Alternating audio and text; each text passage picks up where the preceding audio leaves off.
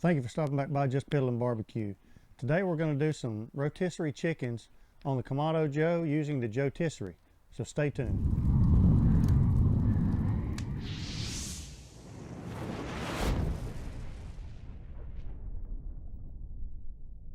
Today we're going to do some rotisserie chickens using the Joetisserie on the Kamado Joe. Thanks to my brother, early Christmas present. I'm ready to get this thing started and see what it's all about. So we're going to fire up the Kamado Joe first, and I'm going to go ahead and open the bottom all the way up, open the top all the way up. I've got some lump charcoal in there, some hardwood lump already in there, and I've got it divided and banked all the way to the back. And I'm using a refinery brick that came with my gaucho grill. I had an extra one, so I'm kind of using that just to keep everything banked up towards the back. I'm going to use some little homemade fire starters here, little fat wood, and just light those up and let this go ahead and get this lump charcoal fired up and get it started. Alright guys, we've got the Kamado Joe lid down and we're running about 275 or so. That should be fine for the rotisserie.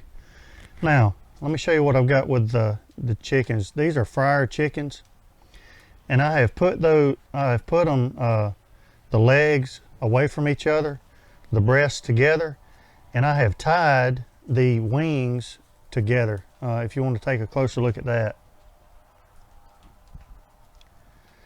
So I've tied the wings together. I've cut off the little ends that are pretty much useless so that they won't burn, and I've tied the wings together, and I've also tied the legs together. Hopefully tying the wings together with both birds, when it's rotating, it's going to keep them from rolling around and stuff like that, keep them a little bit tighter. So hopefully that'll help out. We'll see how that turns out. So next I'm going to go ahead and put them on the spit, and after I put them on the spit, then hopefully that will also help us rotate them around so that I can get a good seasoning on the birds themselves. So let's get them tight in here,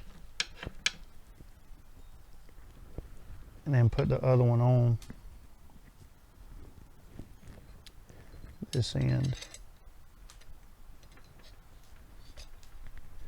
Get them really tight and then tighten it down. And that should be good. So now that's going to allow us to season them, put a little oil all over both birds. Give the season something to stick to.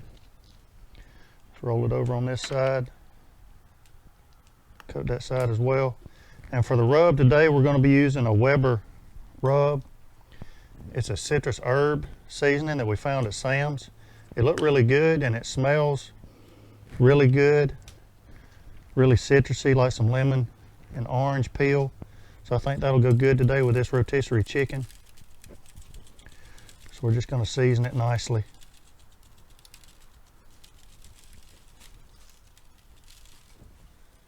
Give it a little turn. Make sure we get the sides. Flip that over. Get the other side.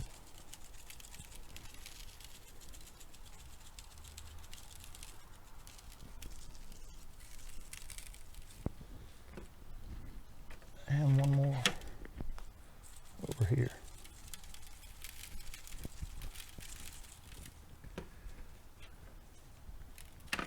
All right, and there's our birds. And we can always touch it up as we go once it starts rotating around the rotisserie. And now let's get it on. All right, let's get the chickens on. Stick them in this end first. Try to get it locked in. All right, so I've got my charcoal going. I've got a couple of chunks of mesquite in there for some smoke. And we're just gonna turn it on now and let it roll. Man, that is beautiful. So I've got it banked on that side. This side's the cool side. It's gonna give it a chance to maybe not get overly done on the outside while the inside's still getting done. So we're just gonna close the lid and let it go, man. That's beautiful.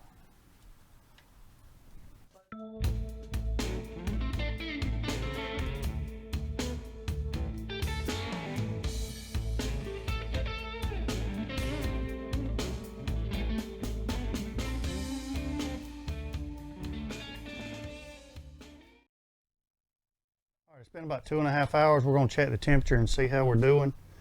I'm gonna stop the rotisserie.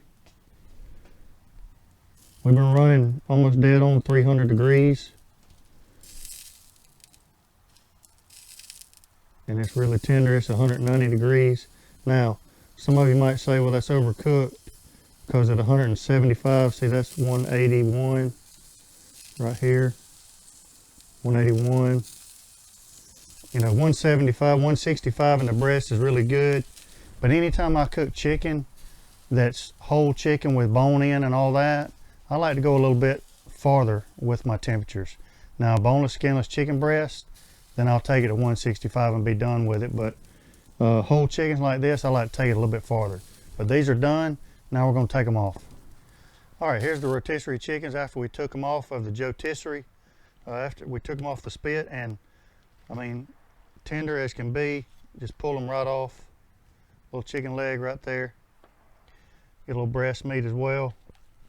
And try that. Really tender right off the bat. Nice and juicy. Really falling apart. I've got some of my barbecue sauce here. If you want to pick up some of this barbecue sauce, it's my mom's recipe, mine and Harley's. And it's on the website, justpiddlinbbq.com. Go over there and check that out. Well, let's give it a little try and see how we did.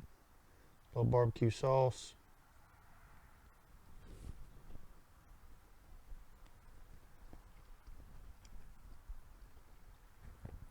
Tender as can be, nice and juicy.